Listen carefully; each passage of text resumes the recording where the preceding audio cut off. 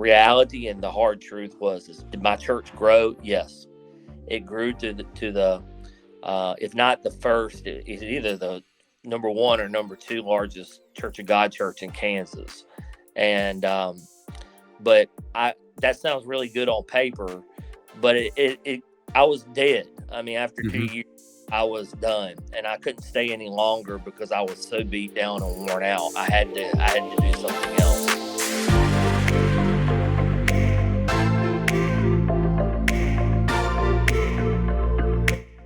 Hey, thank you so much for tuning in to the Revitalized Church podcast. We're excited to have you with us today.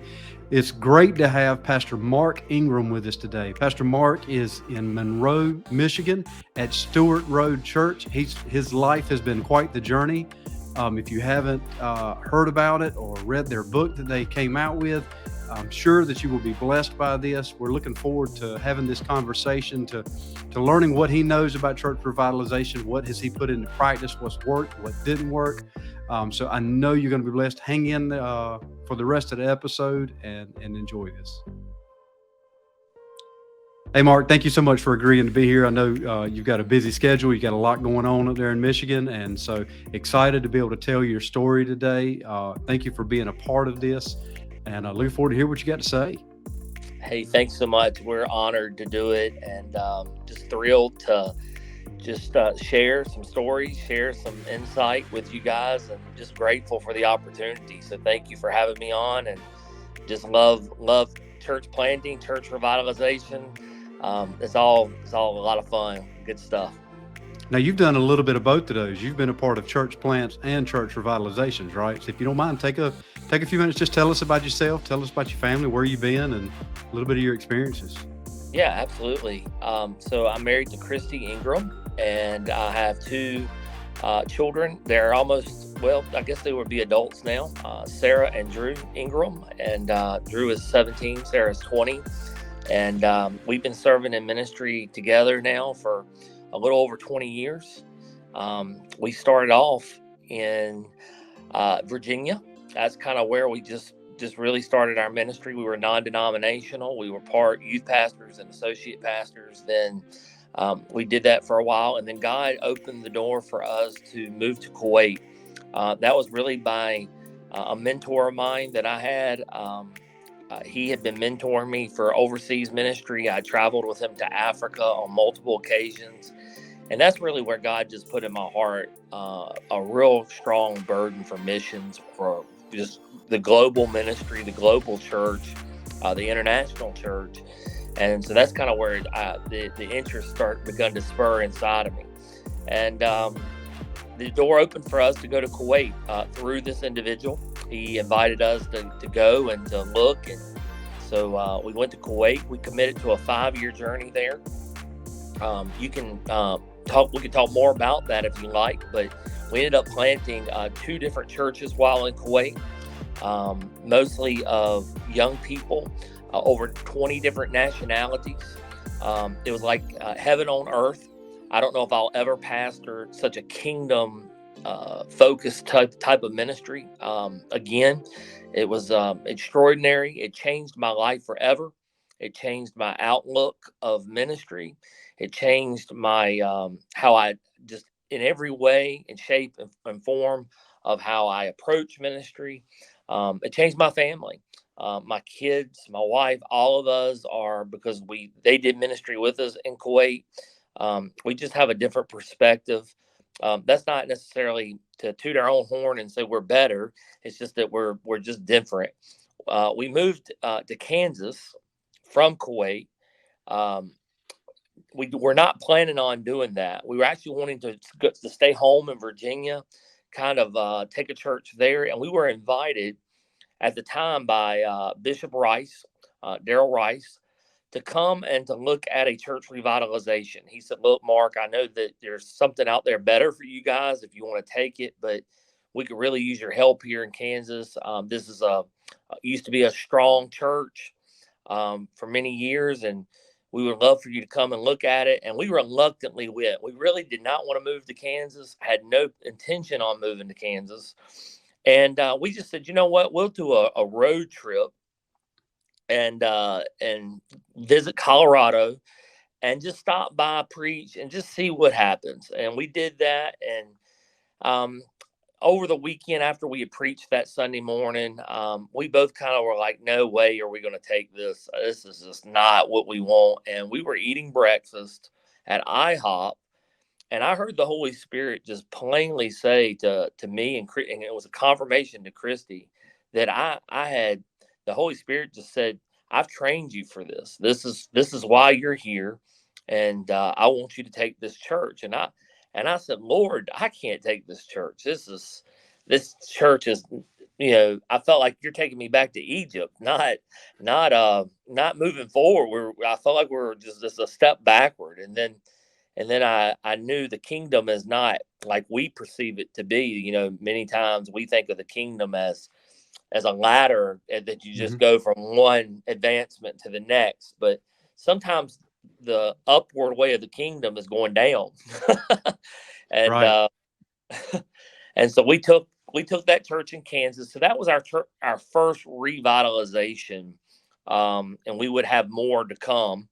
And we started revitalizing that church, and slowly but surely it became the probably the most thriving church in a Church of God church in Kansas. Awesome.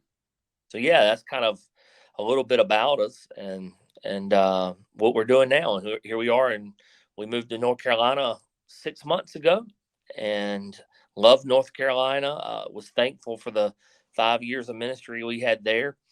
Had every intention on being there to retirement. It was a piece of heaven, and again, it was more or less one of those things where um, God just kept pushing us to do something different. And so Hmm. we're now in Monroe, Michigan, and we're doing another revitalization. This is a little bit different situation. It's a much bigger church, but big, small, it doesn't matter. It needs revitalizing. That's right. Oh wow, man! Look, so I love when you said that when you went to Kansas, you said, "There's no way we're going to go here. This isn't part of our plan." God has a way of really changing these things sometimes that we think that, yeah, this isn't going to happen. But God, I tell everybody, God has a sense of humor sometimes. He It's does. almost like He waits for us to say, "I don't want to do this," or "That's not for me," and then He turns it around and say, "Oh yeah, but I'm the one in control." That's right. And so that, man, that is an awesome. Awesome experience. I mentioned Christie's book. Hmm. I read that last year when it came out. Her book Sifted. If anybody's watching this, I'll put a link down in the comments if y'all want to go find it. It's on Amazon. Um, that's a hard read. That is, I'll be honest, me and my wife both read it. And as we're going through that, reading your story, reading what you went through, reading, I mean, you can really, um, that was hard. That had to be I mean, like, now I'm asking, were you planting an English speaking church in Kuwait? Was it from people that were Yes. primarily English speaking there? Yes. So it was an international congregation, and our primary mission was to the expatriates that had moved to Kuwait, that were living as expatriates. They were from other countries, and our objective was to just reach those people groups um, as Christians, to have a Christian English speaking congregation. And Right. so we ended up reaching Muslims as well because it's a Muslim country, but that was not our primary focus. Our primary focus was reaching Christians that were living overseas that needed a place to call church. And y'all had to do that under the radar, right? Like you couldn't really broadcast what you were doing. So the normal means of us advertising our church, advertising, you weren't able to do that. So it's solely Word of mouth. trusted word of mouth. That's right. That's right. Yeah, both churches we planted were underground, and they're still existing today. Mhm. But they were very challenging. We faced a lot of opposition. We almost got shut down one time. Thankfully, it didn't happen. But we had to be very careful, vigilant. We were without a visa. We were on a tourism visa, but we were without a residential visa for a couple of years, and that was challenging Mhm. just in itself, because you're just an illegal alien basically. You don't have any rights. It's gonna be very challenging, especially with a family there too. Mhm. So, and with Christy's book, you got to really hear her side. Right. Um, that is her story. It is very raw and real. It's kind of the PG-13 version. Right. There's probably an R-rated version there, but she, she refrained from from opening up too much. But she is definitely a raw and real. It's just kind of her story, and it's helped a lot of people, especially missionaries. I think the Church of God is putting it in their repertoire of books for missionaries to read, especially pastors' wives. It Mhm. kind of gives that insight of what it's like as a woman, with kids in a foreign country, and just surviving, Mhm. and so it was really good. Yeah, thanks for That's sharing about the book. Yeah, and that's something that's on our radar here that me and my wife talk about that, is the role of what pastors' wives are going through. You know, and you talk about, what you can and can't share PG-13. I mean, even in these kind of podcasts, we're sharing our personal experiences, but we know that we're still surface level. I mean, we can't go into deep, deep detail on what we've been through. But Right. pastors' wives carry a heavy load. They do. In one of my classes that I took last fall, it talked about how that, especially during revitalization or during the church plant, but mostly in revitalization, you're making really hard changes in the church, and people always have like, I don't want to say anything against. Um, I don't want to have. I don't want to. I don't want to touch God's anointed. I don't want to have those problems. But they're not afraid to go after the pastor's wife. And Mm. so that is a real struggle. And so for the pastors' wives that are out there, pastors, consider your wife, talk to her about what's going on. I encourage her to read this. If for anything else, she's not alone. Connect with, we've got PCG groups for pastors. That's amazing.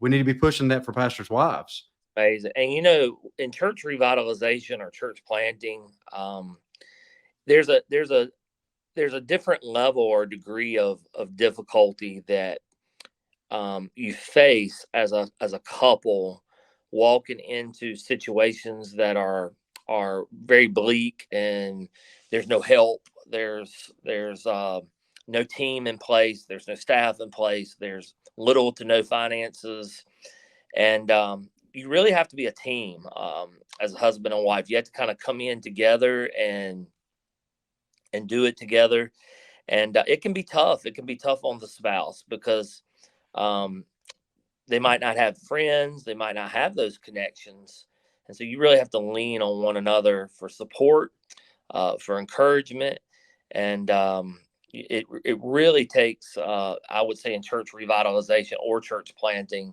it takes a special anointing, a special call, if I may, to just be able to handle that, and especially with the pastor's wife, she has to be kind of all on board. It's not for the faint of heart. I like to say it that way. This is not for the casual pastor, for the Christian, or we use the term casual Christian. Well, this is Mhm. not for the casual pastor. It will beat you down. It will brutally. It can cause. I'm not going to hold back here. It can cause marriage problems. It can Mhm. cause marriages to break up. If you don't go in with a mindset that we're a team and we're going to do this together. I married a strong woman. I married a woman that is called into ministry, and so she has a lot of tenacity and toughness. But I can't imagine living the life that I'm living right now, and doing what we've done, with any other woman. It, it, ta- it I'm here today because of other outside of God, because I married an incredible woman that could help me with it. And I would say church planting, if you're going to get into church planting or you're going to get into church revitalization, you need to make sure that your wife is on board with you 100% and she's ready. Absolutely. I'm working on an article I want to write in the future about the Okay. why of church planting. You got to know why you're doing this, because it is, like you said, it's not for the faint of heart. It's hard. And that's why I No. want to bring that up is, I think it's revitalization is the catchword. Everybody wants to revitalize the church. We want, oh, I'm going to do this. you really need to know what you're stepping into, Hmm. because Yeah. it is, you're changing the way people have done things for a long time. It needs to be Absolutely. revitalized for a reason. And do you have the fortitude? And as your Yes. family, it's going to take a toll. So you better be prayed up, be ready for that. So thank you for sharing that. I know sometimes it can be hard to go into how it's affecting your family, but y'all were very transparent. She was, especially through the book. So I Yeah. appreciate that. Um, Absolutely. so I want to ask you. I've got a few questions we talked about. One is your mission. You know, a lot of guys, we hear that thrown around, our mission and our vision, and I Hmm. think that's a very important. We got to know our goals and where we want to go. And I know you haven't been there terribly long. You've been, is it 6 months at 6 months. uh, Yep. 6 months where you're at now? So share a little bit about what your vision for Stewart Road is in the time that you've been there, and how that's guiding you now, through some of the changes you're making, through some of the things you're doing. How did you even come up with that in the 6 months? What's got you there? Yeah. So the previous pastor that was here before I had a really strong vision in place. And that was one of the things that I considered when I moved here is, am I going to want to change the vision, or am I going to kind of take the vision and build off of it? And so, and other times, like when we went to Kansas, I built the vision from ground up. Um, Also in North Carolina, the same thing. I Mhm, came in and I put a new vision in place after being there for about a year. We did that with this church here in Monroe. It was a little different. I basically just felt to take the mission and vision that the previous pastor had in place that was already effective, and really just kind of work on changing the culture more than the mhm, vision. I think the what I saw here is more of a, not so much the vision was bad, but it just, the culture needs to change for the people to get behind the vision. So we're kind of in a place right now where we're trying to get healed, mhm, trying to get healthy. Um, mhm, but our motto here is pretty simple. It's we want to change Monroe and beyond. And so mhm, we're trying to so we have a statement that says, we exist to transform lives in the city of Monroe and beyond. And so what we're trying to do for me is, I'm trying to change the focus and culture of our church from a community focused church to a regionally focused church, because of the strategic location. Excuse me, the strategic location that we have, and the that we're in, mhm. and for the previous success of this church that we've had. I really feel like the Lord is just directing us to become more of a regionally focused church, so that we can kind of be put our hands and feet in parts of not just this area, but also all throughout Michigan and the state of Michigan. Oh man, So yeah. that's a great way to really impact a larger territory. Gives you a bigger audience. It gives you some goals, and that helps that you already kind of had some of that mission and vision there. I know sometimes it takes a while, It does. to kind Yeah. of get that renewed. You got to get there, and it's you got to know the people. You got to learn them. And I think that's one thing we see people jumping in too fast with a new vision and a new mission before they even really know what they're working with. That's right. Uh, and so that's pretty smart right there. So if you're watching this, try and key in on that and learn that your mission and vision has got to match the people that's there. If you don't It have the people around it to pull it together, but that culture, man, I love it. I don't think we talk about culture enough. we don't. Of We, everybody on the same team. Teams are important. I'm a team guy. I grew up playing baseball, soccer, basketball. Um, those two were my basketball and soccer were the least of my two best sports, but baseball was my sport, and I was a team guy. I loved working with guys on a team. I yes. loved being a part of it, and even here at the church, I try and surround myself with that because they help key in on my blind spots and places where I might be weaker. So Yeah. that culture's but in that you need to build the right people for that team. Just don't pick a willing body. If they don't Hmm. fit the culture of what you have, um, don't just say, "Hey, man, I need a team. Will you be on it?" That's Because right. once you get somebody on it, it's hard to get them off. Hmm.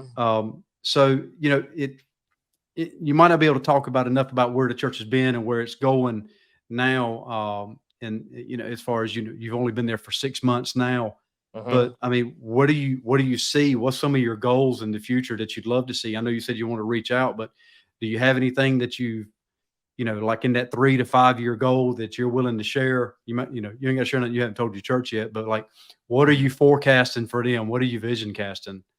Yeah, absolutely. So one of the first things I did was establish a legacy campaign, and so I'm really big on legacy. That in order for a church to change the culture, we have to think about the next generation. We have to think about, will this church exist beyond me, beyond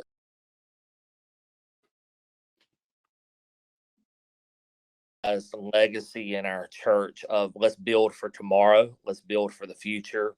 And so I would say the biggest thing that I'm really focusing on now is, and this has been just slowly and changing the way our platform looks to what we focus on.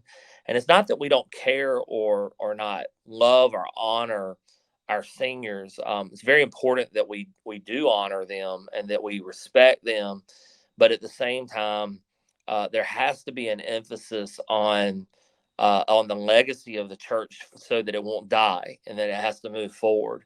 And so that means, and this is where revitalization is so tough, is because you have to change a lot of times the music style. You have to change the media, the lighting, and revitalization is hard because you're not just a preacher. You're not Hmm. just you're not just getting up there and preaching a lesson or a Bible sermon. You have to be a good marketing person. You Hmm. have to be a graphic designer, and the thing is that what I found to be successful is just surround yourself with young people. Oh So, yeah. Yeah. my son is helpful. My daughter's been helpful with that, but um, you know, we strive. We did this in Kansas, and it was successful. We kind of learned from trial and book. For me, it was more or less just learning through trial and error. But um, I just emphasize we're going to focus on the young people in our church, and so we kind of gear everything around not just the youth, but I would say the age group to be specific would be um, teenagers up to about 40 to 45 years of age. That's the target group that we're going after. So younger families. So obviously, children's ministry is an emphasis. Hmm. Um, your student ministry, pouring your finances, your resources into having a powerhouse children's ministry, student ministry, um, praise and worship to be. Kids are so fickle, man. Hmm. Young people they won't go they will not go to a church where the worship's not good. I don't know Right. how. Yeah, I'm just, they're just Yeah. not going to go. Like if you start singing old songs, they're just not going to. They're they're going to go with their friends to the other church Hmm. down the road, and we sit back and scratch our head and like, where are our people at? Why aren't they Right. coming? So to revitalize a church, and that's what makes church revitalization so hard is, you know, I think what separates a revitalizer from just a pastor is we have to make those really hard decisions.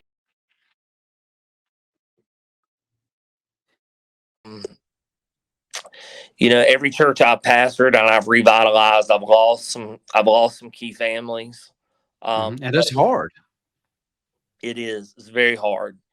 But we gain, for the changes usually that we Hmm. make, for the one family we lose, we'll usually gain eventually ten new families for the Hmm. change. And so I don't know if I answered your question or not. I kind of No, got off and that no, track. and that helps. I mean, that's especially on the losing people. You've got to be. People can look at us and think we're hard hearted. You're leaving us behind. This is the way we've always done things. This is what we know. And I understand that.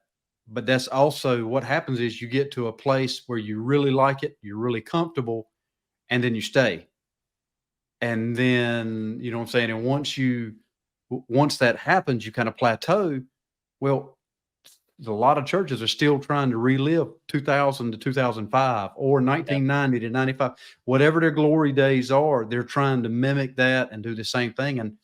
And you've got to overcome that force that's holding them where it's Right. at and go. Right. And some people just aren't willing to make that journey. And No. that can be really hard when you see somebody just been there their entire life walk out. But that's just, No. You're. it this But I'm sorry. yeah, this is bigger than us. That's right. And That's so right. we have to do that. So on that, you named all the different things. One of my questions is, what do you consider a healthy church? And you can kind of see where your emphasis are. You named your children's department, your youth department, your legacy department. Like, I believe it's all of them. Mm. So tell me a little bit, what has been your secret sauce? I've watched you. Okay. So I've watched your story. I've heard about it. You were 20 miles down the road or less from me when you were here in North Carolina. So I got to see what you did there at Midpoint. I mean, that was a fantastic thing. A lot of success there. You obviously had success in Kansas, success in Kuwait. What do you think is, if you were to look back, what is Mark Ingram's secret sauce? What's the one thing that you can say, hey, this worked everywhere I went, and this is my go-to? Mm. Is there something like that? Yeah. Yeah. I believe it is. I think it's very hard to do, but at the end of the day, I think it's empowering people. Um, it's discipling.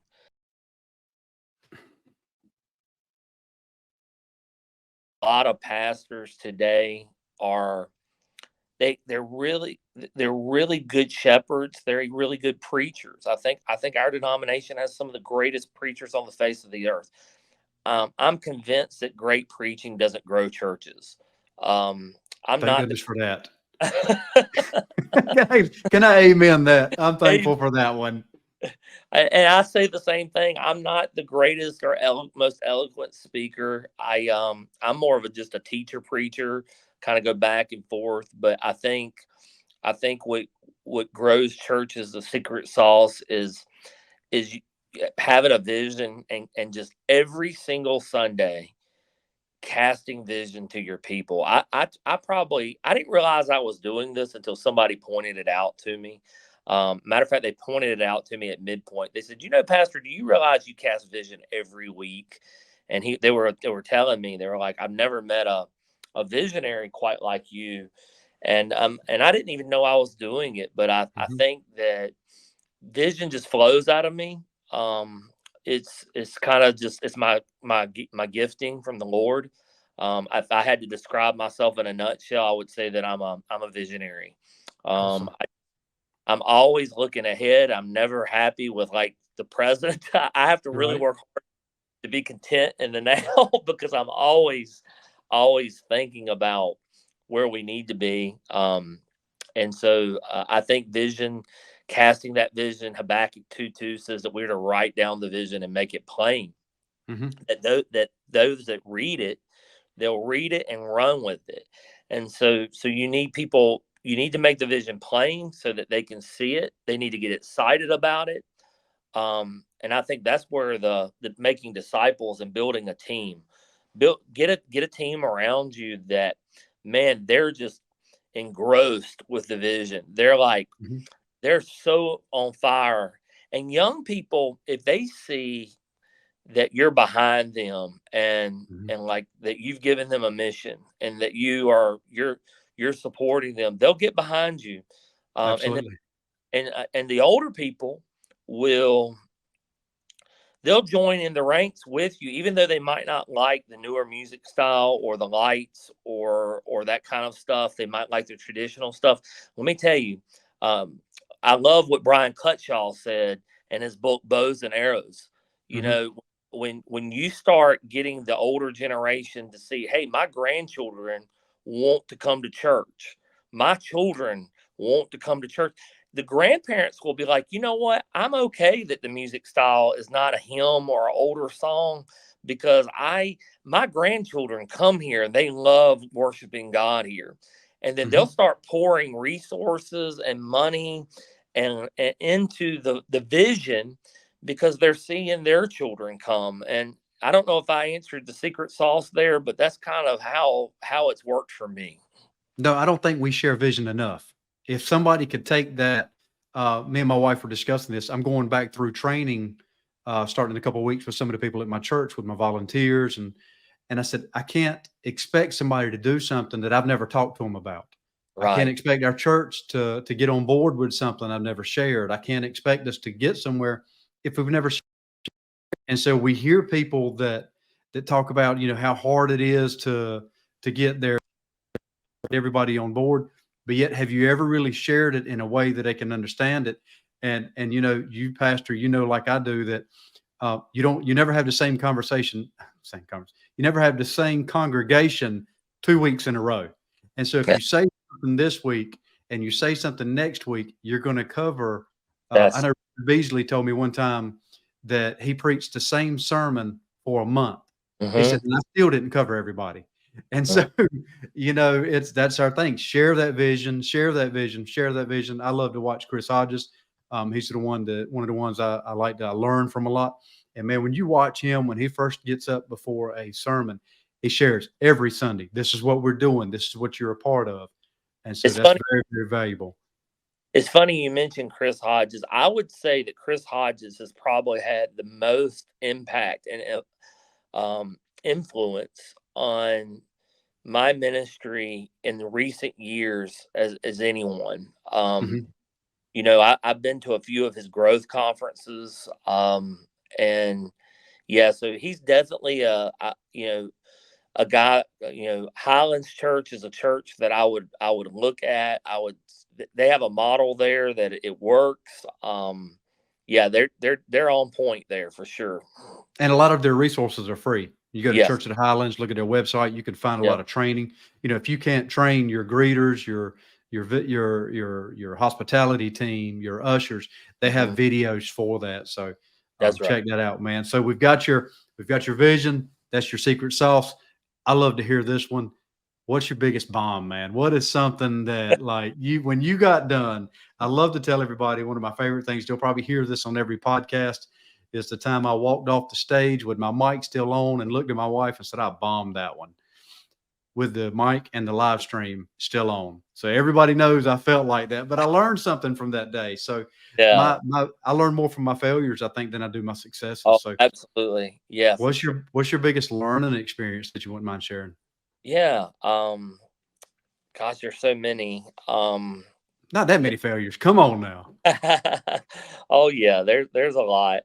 I think um the biggest thing I take away, I think that I've gotten from church planting, church revitalization, that if I could go back and do it all over again, is I can be pretty demanding guy at times, and I can be pretty. I've made mistakes. I've I've been hard on staff sometimes and leaders, and so I think um, just operating more now in grace and patience, and not being so harsh and tough Hmm. in situations. I've lost some good people, Hmm. Pastor. There's some good people I look back and think I wish I'd have handled it differently. I was just not kind enough, or I was too difficult at times with people. Now some of that, is kind of it's a toss up of you need it and you have to be careful, because I think that's part of church revitalization is you have to be kind of tough skinned and you have to make very tough decisions. Hmm. So on one hand, I would say that it's been my greatest asset, being tough and making those hard decisions. But on the flip side of it, I've lost some good people, and I wish I could have handled it differently. I've shared that with some friends before. I heard a story one time of some surgeons that were talking to each other, and they talked about the first time that they killed somebody. You know, that they're trying to do a life-saving surgery, and that's blunt terminology to use, but that surgery, a small mistake or something didn't go like they had planned, or they were trying to save someone's life, Yeah, that's good. Never and heard it that. just didn't work out. And Mm, so I've got people that, I've got situations that, this is my first pastorate, and so I've been here going into my 5th year, almost done with 5 years, and man, I look back at one of the couple of the first ones, and I blew that one completely. mm, And I've actually talked to a couple of them that, this didn't go exactly like I was hoping, and didn't work out like I wanted. I made some mistakes. We made them together. I was trying to do the best that I can, but revitalization is kind of like that surgery too. You're removing some things. There's a lot of times we're just trying to stop the patient from dying. A lot of churches are right on that verge when you get there, and you got to act quick on some things. Some decisions you can take a while. Some you don't have time to, and we're going to make mistakes. yes. And that's a real one. That's real what you just shared about. I've lost some people and that you've done wrong and weren't crazy about how it happened. So yeah, when you pastor, and you got to be willing to Yeah. take that hurt. So if you would spend just a few minutes right here at the end, talk to a new pastor. If you've got somebody that's going into the ministry, or they're about to embark on a church that they know going into it, the church has signed on, they've signed on, they're going through a revitalization process. Give that guy some encouraging words for just a minute. Oh, wow, that's a good one. Yeah, I would say, I like to use the analogy of saying of a pioneer. When you're a revitalizer, you're a pioneer. You're blazing a new trail. And so I would warn them that the first 2 years, you just need to find ways to take breath, to breathe, to come up for oxygen. Um, find people that will have your back. Find people that will get on board with your vision and just pour into them. Eat with them. Have coffee with them, and just pour your energy. It's better to pour your energy into 2 or 3 people than it is 25 people that most of them are not going to be with you. If you could just devote most of your energy in that, it's going to help you. And just that group of people can do far more for you than, investing that much time into, the 25 people that are there with you, that they're not going to take you anywhere. It's the sad truth, but when you're revitalizing an old church that's dead, I'll never forget, I heard this said to me: it's easier to build something new than to resurrect the dead. And boy, if that's not the truth. And I think church revitalizers, especially young pastors, they're going into churches and they're so scared to rock the boat that they want to just keep everything in place. And I think that they worry so much. So I would just say, look, don't worry about these situations. Just follow the Spirit of God, and begin making the changes that are necessary to build the vision that God has called you to build. And of course, I said this a second ago, but just breathe, man. Just breathe. Take time to. I made the mistake of. I was talking to a pastor. As a matter of fact, a pastor in Eastern North Carolina that I'm kind of mentoring a little bit, and I told this pastor, I said, "Look, don't. You're going to kill yourself if you keep on the way you are. In 2 years' time, you're going to be exhausted." So I said, just make sure you delegate some of this stuff out. Don't do everything. Delegate it out. Empower some people to do things for you. And these are advices that I wish I would have been given, because Kansas, when I was in Kansas 2 years after being there, the reality and the hard truth is, did my church grow? Yes, it grew to the if not the first, it's either the number one or number two largest Church of God church in Kansas. And but that sounds really good on paper, but I was dead. I mean, after 2 years, I was done, and I couldn't stay any longer because I was so beat down and worn out. I had to do something else, and so that would be my advice: is to pace yourself. This is a you hear it all the time, but it's the truth. It's a marathon. It's not a sprint. And that's right. Don't get so focused on numbers. Numbers are going to come and they're going to go. Focus on the transformation. Focus on seeing lives changed. You're going to have those great Easter services, and then the next Sunday it's going to be nobody's there. So don't just relax and don't hang on to those numbers like they mean everything. They don't. And that would be my advice. No, that's good, man. So take a breath, guys. Find some time with you and your family. Yes. Go play some golf. Go fishing. Take a morning off on Monday mornings, man. We all know how hard those Mondays are. Spend something that can help you relax. Spend some time doing something that breathes life back into you. Most importantly, spend some time with God, man. That relationship with Him is everything. So, yes.